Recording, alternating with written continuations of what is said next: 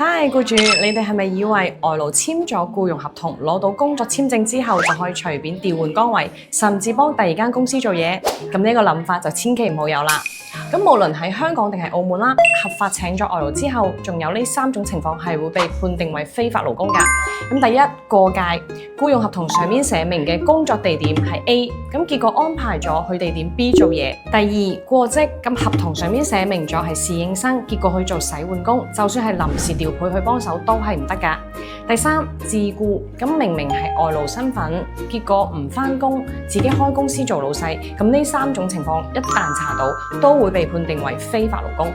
咁唔單止外勞會被罰款，同埋都會取消工作簽證㗎。咁僱主同樣係會被處罰，仲會直接取消外勞配額，甚至1到2年內都唔會再俾你做申請。請咗外勞嘅僱主，快啲 check 下你哋公司有冇試過呢幾種情況啦。記住請外勞一定要合法合規，唔好因小失大啦。